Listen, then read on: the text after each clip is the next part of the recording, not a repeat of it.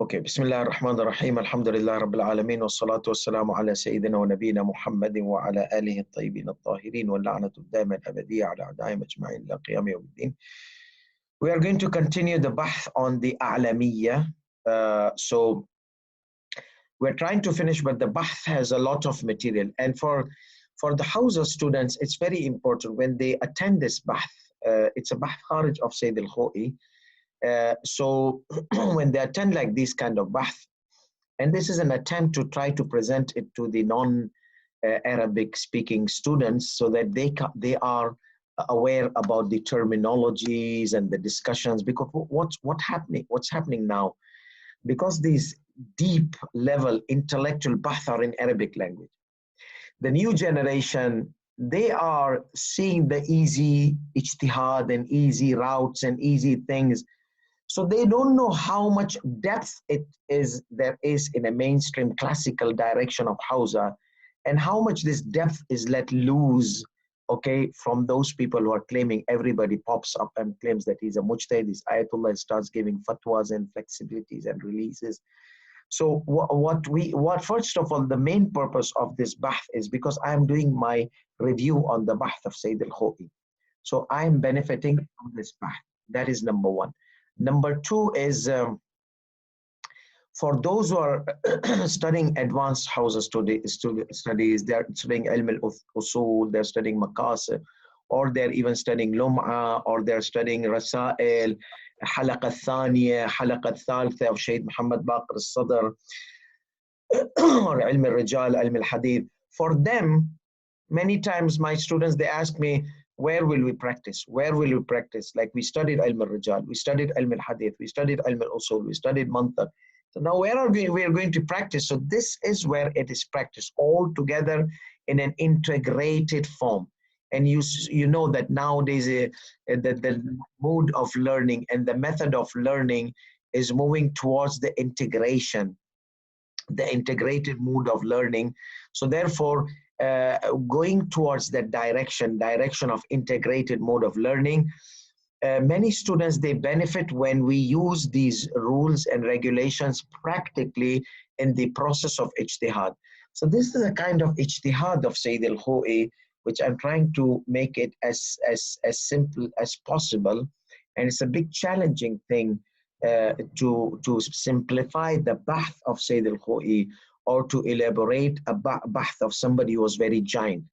So first purpose is for me to benefit. Second purpose is for those Hausa students who would like to have some resources in non-Arabic language, which they can understand the methodology and the arts of ijtihad and deduction, which they had studied, and for them to benefit from these sessions. Now, I'm not expecting the numbers in this because these are very dry and very sophisticated researches. And third, it is done in a classical way. So the way Sayyid al-Khoi would have given, or the Maraja they give, so it is given like that way. So it is more dry. So I'm not expecting so many people to attend this. However, even if one student comes and attends regularly, I will continue to provide, because my mentors and my scholars and my teachers and my mujtahideen, they all told me, if you find one student to work with down the road, he will be with you, then just teach that one student. That's enough. We don't go with quality, we go with quantity. If one student is dedicated all the way until the end, then don't let him go. Don't be with him and continue teaching. So I'm implementing the advice of my mentors, scholars, and mujtahideen. So even if you are 2 or 3 or even 1, it is worth to teach you guys this Hausa advanced level Hausa education, because on the grassroots level there are so many people they will attend, and then the more it gets sophisticated and complicated and becomes on the higher level, lesser people the numbers they decrease, because they can't understand it. It becomes complicated to them. The good thing is that we are recording it, and it will be available on the on our channel on Al-Qa'im, and even I'll keep it on YouTube. But I'll have to take istikhara to keep it on YouTube. because this heavy loaded material is not usually kept for public. It's only specific and only for specialized students. So if istikhara comes good, I will put it on the YouTube. If not, then you will have to be registered on our Al-Qa'im Hawza website and get this session from there. And Sheikh Maitham is attending with us, so he'll be helpful. He's the moderator and helper in academic advisor of that website of Al-Qa'im. So if you know Sheikh Maitham, then you can always get access to these sessions, which are going to be uploaded on Al-Qa'im website from Sheikh Maitham. But because many of these bahth I took istikhara, it does not come good to put it public. And I don't care. The main thing is I need to take permission of Allah subhanahu wa ta'ala to put it, because many people, they misrepresent it, misunderstand, they take chunks out of it. And you all know how some of the mujtahideen, they are going left and right and this and that. So these clips, I don't want it to be used to create problems in the house or academic level, because if ignorance, they will take hand of these clips. They might cut pieces out of the argument, and there's a Safdar Razi saying this, he's against this, against that. No, but the whole thing is integrated, so it is copyrighted. So if you want to pass it over to others, just pass it over as it is from A to Z, not take segments out of it. Because once you take segments out of it, and then those segments are used for pro or anti directions, I don't want to get into those dirty politics which are used to demean people, demean ulamas, bring people down, raise people up, and those kind of things. The academic direction is there. If academically somebody is weak, that's enough defamation for that scholar. The academic flaws in the arguments. If the academic arguments are strong, that's enough praise for him. So we go in academic thing. We don't want this material to be used for wrong purposes by wrong people and for their wrong agenda. So we come to our, excuse me, we come to our topic of today. So this is my purpose, inshallah, and we ask Allah to give me success to be able to simplify bahth of a giant like Sayyid al-Khoi. And the final benefit could be that those people who are now following fake ayatullahs and liberal ayatullahs and this and that, I want them to know that, look, the bahth of Sayyid al-Khoi, how deep it is. And you are challenging, you are comparing Sayyid al-Khoi and Sayyid Sistani, Sheikh Wa'id al-Khurasan, these kind of great giants, in line with those people who have only studied 10 or 15 years of Hawza.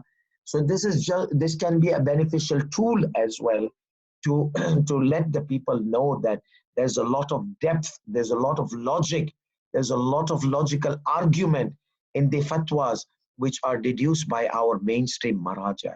And since those odd maraja or odd mujtahideen, they call themselves mujtahideen, or I call themselves sometimes fake ayatullahs because they don't have any qualifications of ayatollah, they start giving fatwa.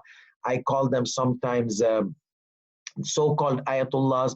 They have not gone through this direction.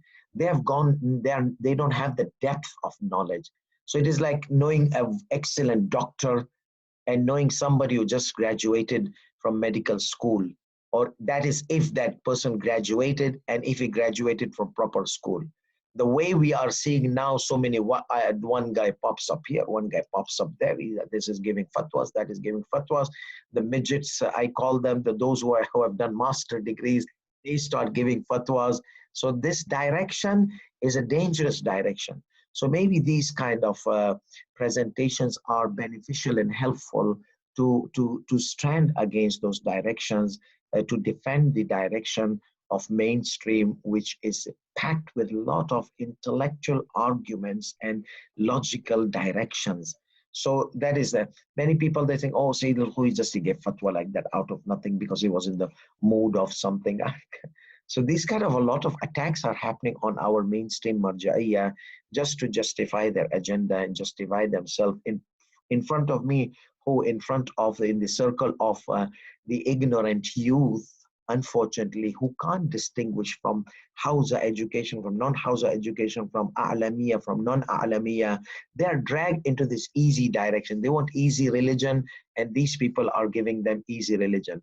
Like many religions, some of the sects of Christianity, they let a lot of principles and concepts which were there in Judaism, let it go to attract people towards Christianity, to make it easy. We can't do that. We don't need numbers, as I mentioned. We are not a religion of quantity. We are a religion of quality. And Quran has emphasized several places that quality is important. وَكَمْ مِنْ فِئَةٍ قَلِيلَةٍ غَلَبَتْ فِئَةً كَثِيرَةً بِإِذْنِ اللَّهِ. How many times the group of few people have defeated a group of large number of people. So the victory is not necessary by physical defeat. Imam Hussein alayhi salam defeated Yazidism. Until now, the Imam Hussein's message is there. So that was a victory for Imam Hussein, though apparently he was defeated.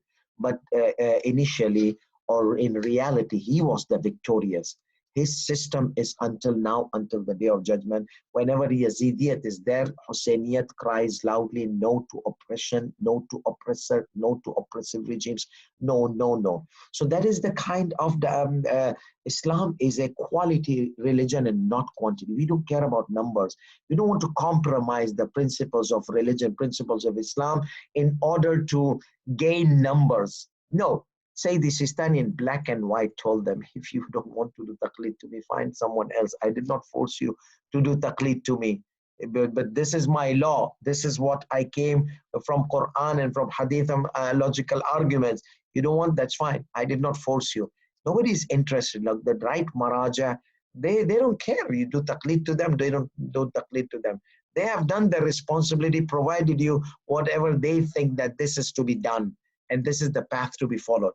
Now you follow, you don't follow. There are many, they did not follow Rasulullah sallallahu alaihi wasallam. They did not follow Imam Ali ibn Abi Talib. They did not care. I mean, every kullu nafsin bima kasabat rahina. Every soul is responsible for whatever they carry burden on themselves. Okay, so whatever they achieve, they are responsible for that on the day of judgment. So this was a small introduction about. So Hausa students, if you have not done some of these concepts, keep a paper and a pen with you whenever you come through this lecture to a concept, because many times I explain some concepts which were given just to have a review. So just write it down, make notes of it. This is very important for you because these concepts will be repeated from now and then. They are going to be repeated. Now today also some concepts will be repeated. I'm not going to explain whatever I have explained previously. I'm going to explain new concepts which are in the line of the explanation of Sayyid al-Khoi. Having said that, we start with saying Bismillah ar-Rahman ar-Rahim.